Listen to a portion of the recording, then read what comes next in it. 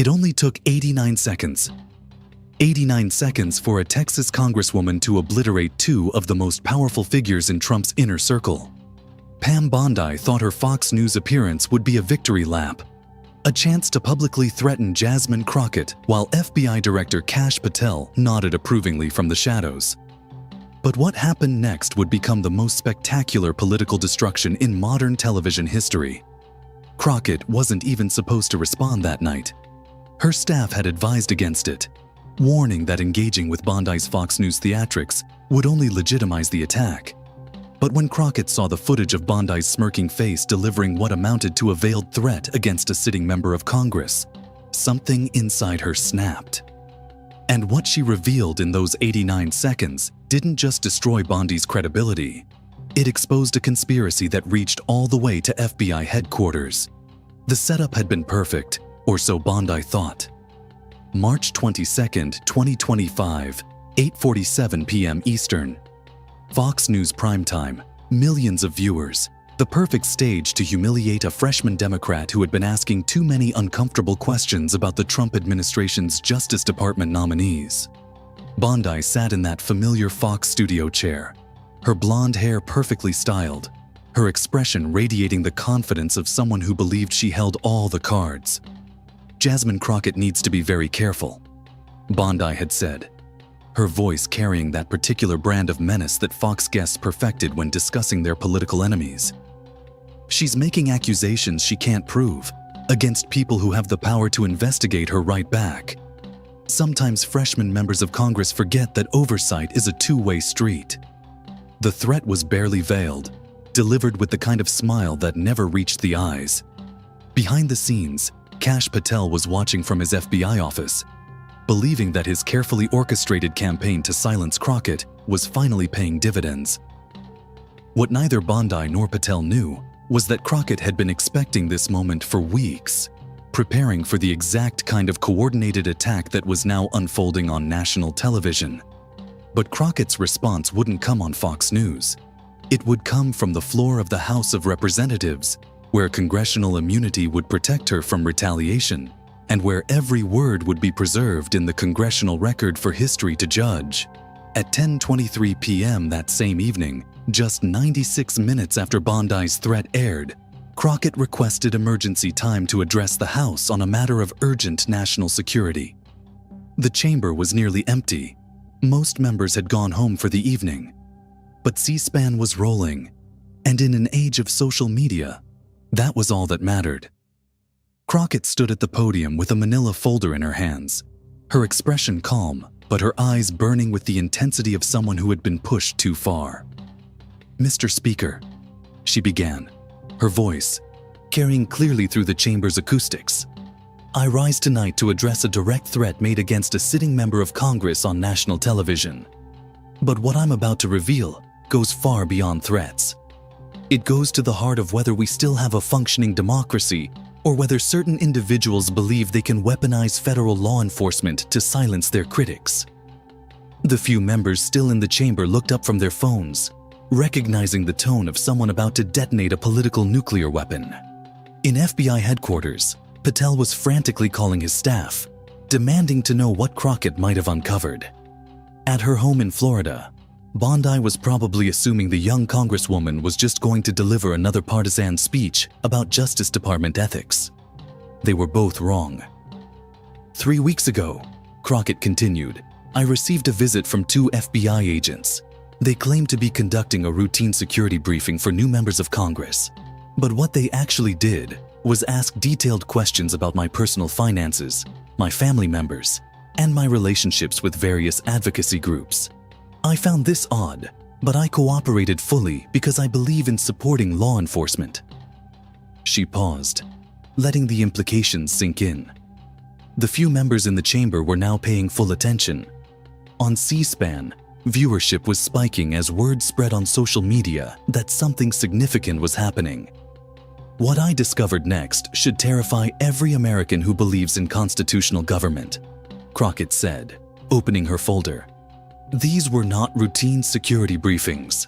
This was a targeted harassment campaign ordered by FBI Director Kash Patel, at the request of Trump Justice Department nominees who were angry about my questions during their confirmation hearings. The words hung in the air like electricity before a lightning strike. She wasn't just accusing the FBI director of misconduct. She was accusing him of using federal law enforcement to intimidate Congress itself. "How do I know this?" Crockett asked, her voice rising slightly. "Because one of those FBI agents, a 23-year veteran of the Bureau who still believes in the Constitution, came to my office yesterday and provided me with the written orders authorizing this investigation. Orders signed personally by Director Patel." She held up a document, its FBI letterhead clearly visible to the cameras. Operation Congressional Oversight, that's what they called it. A systematic campaign to gather compromising information on members of Congress who were asking uncomfortable questions about Trump administration nominees. And guess who requested this operation? The same Pam Bondi who just threatened me on Fox News. The revelation was devastating. Not only was the FBI conducting unauthorized investigations of Congress members, but they were doing so at the request of political nominees who hadn't even been confirmed yet. It was a constitutional crisis that made Watergate look like a parking ticket. But Crockett wasn't finished. She had saved the most damning evidence for last. "The FBI," she continued, "spent 3 weeks investigating my finances, my family, my staff. They found nothing, because there's nothing to find. But in the process of conducting this witch hunt, they accidentally uncovered something else. Something that Director Patel and his political allies desperately wanted to keep secret." She reached into her folder again, this time pulling out what appeared to be financial records. "These are bank statements, subpoenaed as part of the FBI's investigation into my activities. But they're not my bank statements. They're Pam Bondi's." The silence in the chamber was deafening. On social media, a Crockett bombshell was already trending. "It turns out," Crockett said, her voice now carrying the full weight of prosecutorial authority, "that while Ms. Bondi was publicly supporting various Trump nominees, she was privately receiving payments from foreign interests who had business before those same nominees. Payments that were never disclosed. Payments that constitute illegal foreign lobbying. The implications were staggering. Bondi hadn't just been supporting Trump nominees out of political loyalty. She had been paid to do so by foreign governments. And somehow, the FBI's investigation into Crockett had accidentally uncovered this corruption. But here's the truly shocking part," Crockett continued, her momentum building.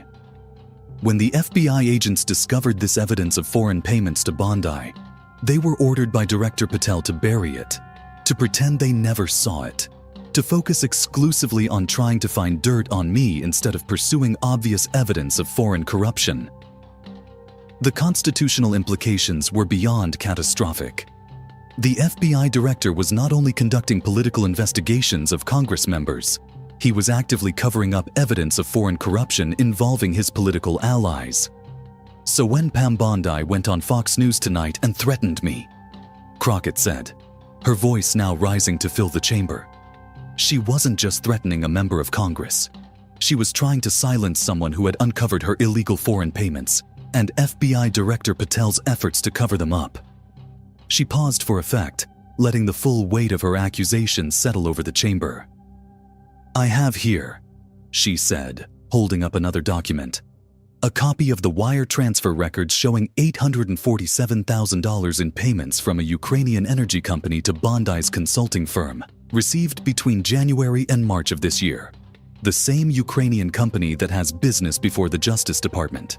The same payments that Director Patel ordered his agents to ignore. The number was specific, documented, and devastating. In an era where politicians often dealt in vague allegations, Crockett was providing exact figures, specific dates, and documentary evidence. But she still wasn't done.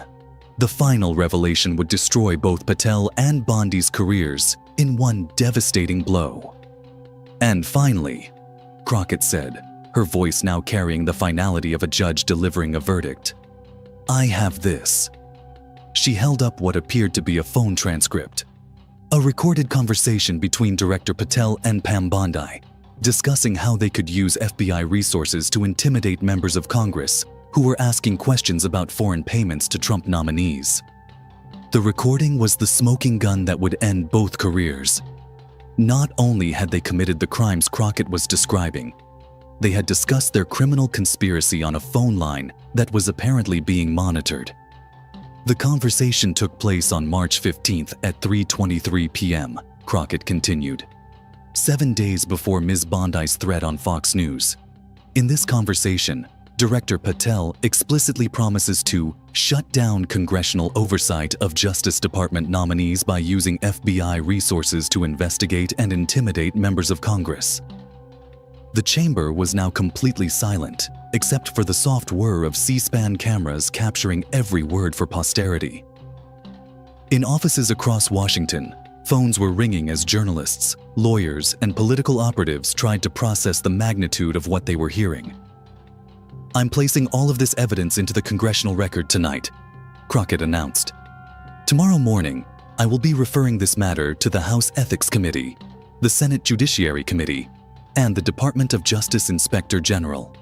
And I will be calling for the immediate resignation of FBI Director Jasmine Patel." She closed her folder and stood silently for a moment, letting the weight of her words settle over the chamber and the viewing audience.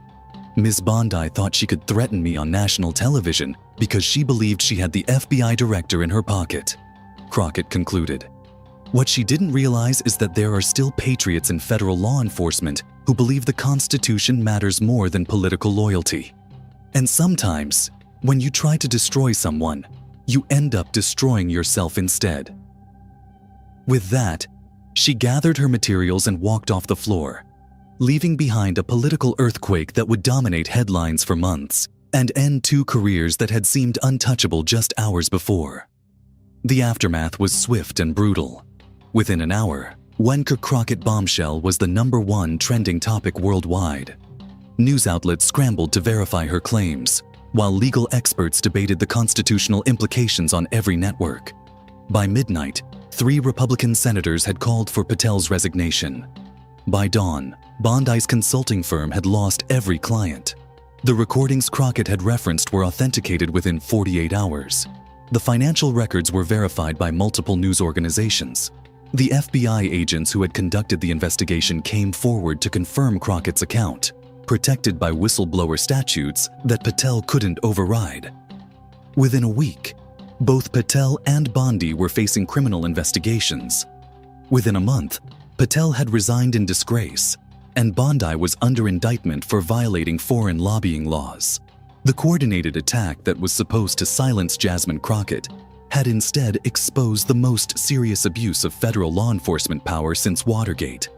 And it had all taken just 89 seconds.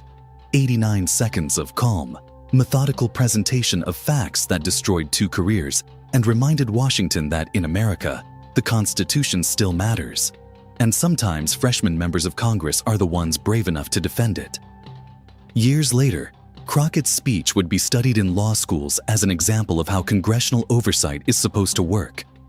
But in the moment, it was simply a young woman from Texas who refused to be intimidated, and who had the courage to stand up and tell the truth when it mattered most. The lesson was clear. Sometimes the most dangerous person in Washington is the one who isn't afraid to fight back. Share artifacts download All Dan Goldman Destroys Kash Patel Story Document. MD Dan Goldman Destroys Kash Patel Document. MD Project Content Jasmine Printer created by Yuana Character 12. Lines text is DSAD 19 lines text. DDD 37 lines text.